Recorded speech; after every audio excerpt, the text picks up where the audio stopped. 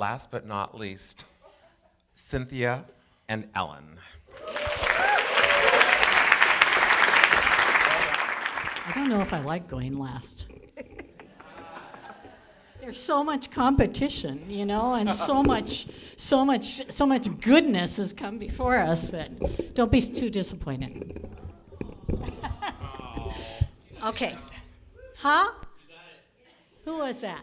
Okay, so here goes. I got to start. Cynthia's telling me I got to start. Okay, so to start this story, you have to know a little bit about my background first, and what you need to know is that I met Cynthia when I was 49, and I had probably been out for 9 months, something like that, and I was scared, nervous, vulnerable, and just overall in a mess, But I'm good at maintaining that. So, yeah. Oh, thank you.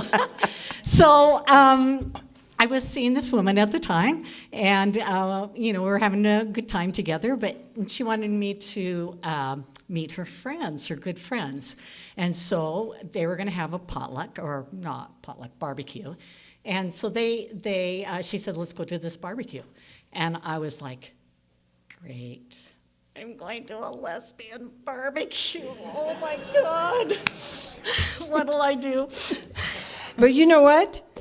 We didn't see those nerves. I didn't see those nerves. We, at the barbecue, all of us were together. We were friends. We'd been friends for a while, and so we gathered like once a month, twice a month. And our friend said, she told us she was going to bring somebody. And we were all excited to see this somebody.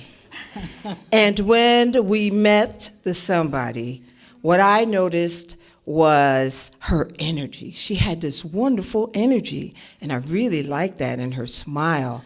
And so I didn't know, and the rest of us, I believe, didn't know that she was so nervous. Yeah, I was like, oh my God, I've never been to a lesbian barbecue before. Not as a lesbian. I had been as a straight woman, sort of hoping to be a lesbian, clueless. And I was nervous. I thought, oh my God, what if I say the wrong thing? Do I know how to speak like a lesbian? Do they, does it show on me that I was in a relationship with a man for years? Like years. And, I'm scared. I'm going to do something wrong. But what I found was a group of people who were really friendly and warm and welcoming. And there was one in particular who was especially warm and lovely and compassionate and had such a good sense of humor. It's what I do. And beautiful eyes. And so. Well, I had fun at that picnic, barbecue, and then we all went home.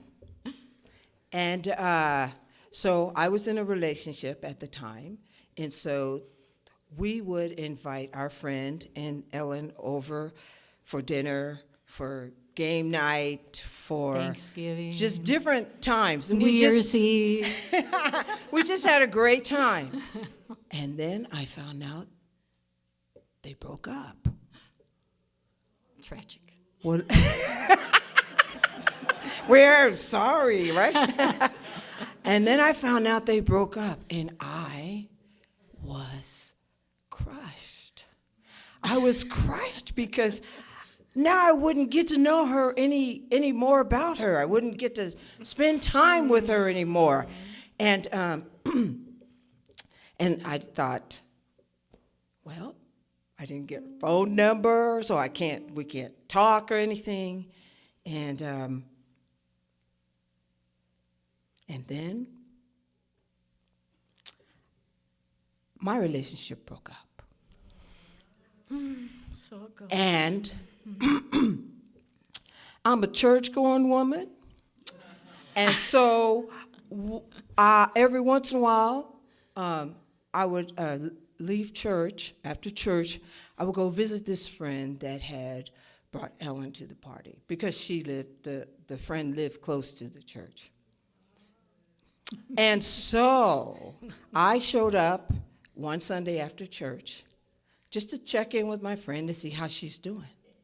And I knock on the door, and who opens the door? Ellen! It was Ellen. Woo! I cannot tell you how happy I was. And so I was like, Ellen! And I hugged her. Oh, yeah, and- she hugged me. Oh, yes. She likes to think it was more than a hug, Oh, but it I'm like, was. it's a hug, okay? So I just hugged her, and then my friend comes around the corner and says, hey, come on in. You just coming from church? And I said, yes, I'm just coming from church. And I said, what church? So I told her, Ainsworth United Church of Christ. And I was like, oh my God, I know that church. My best friend sings at that church and is a UCC minister now. And her girlfriend is the accompanist. And I have been to that church. I sing in the choir sometimes when they need an extra soprano voice. And so I was like, I got to get my ass to church. And she started coming to church. And we were looking for each other, actually.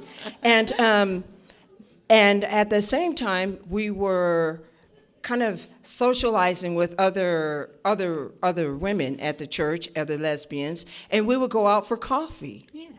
And so this one particular Sunday, we all went out for coffee, and one of them was teasing Ellen. Yeah. There was a woman, a woman that didn't usually go out with us. She was a friend of one of the women in the group, and she had come out to Portland to see her.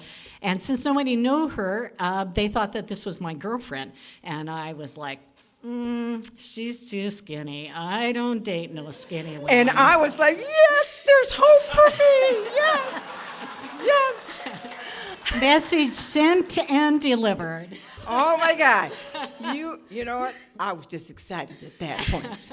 And then after that, we just started palling around together because I really wanted to have a friend, not only to do things with, but to sit and talk. And so we did a lot of different things, movies, dinner, art shows. And after we'd been doing this for like 7, 8, 9 months, I noticed that when it finally dawned on me, I realized that for like a week, I've been thinking nothing but Ellen.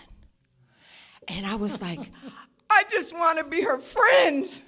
I don't want this. Sure she does. But the thought, her name, and it just kept coming. And so we had decided that we were going to go to an art show or something. Yeah. And I thought, okay, so I guess I've got to be a brave person and ask her on a date, because this is driving me nuts. You know, and while we were going through the exhibit at the art show and everything, I could feel this energy coming from her, and I knew something was up. And I was like, you know, I am not going to help her out. Yes, child, she just let me flow. Oh, Lord, have mercy. So I drove her home, but in the process of driving her home, I'm trying to get my brave on, I can do this. You got this, girl. And so I drove past her house like almost 3 times. Trying to figure out how I'm going to ask her for a date. And the 3rd time she goes, stop! Well, first of all, I was like, you waited till I passed to tell me that I passed your house? When she told me that eventually, I was like, girl, please. But, so I stopped the car, and then I was really just sitting there, and then I go, so, do you want to go on a date? And then inside, I'm going, Because you had no idea what kind of talking I was doing after passing her house, her apartment, how many times, right? So I was just doing well enough to let that out, get that question out. And I said, you mean a date? Like dinner, movie, and maybe something more? Sure. Well, in my mind, I'm thinking, I say yes, a date, but I'm thinking, what else is a date? You know, somebody asks you on a date, that's a date. I like clarity. And so we went, we made set a date for our actual first date. Yes. And so that was the following weekend. I think it was on a Friday night, but it could have been Saturday, but what does it matter? And we went out to dinner, and we had a lovely time. And I had so much fun and just felt so warm and just impressed by Cynthia. I enjoyed talking to her. It was really easy. She was very emotionally accessible, and I love that because I am too. And she just was funny. We had a good time. And then we went to the movies, and then we came back to my apartment. And we talked. And talked. And talked. And talked some more. And then at one point, Cynthia stands up, and she says, I don't know why, but I want to kiss you. And that's all she wrote.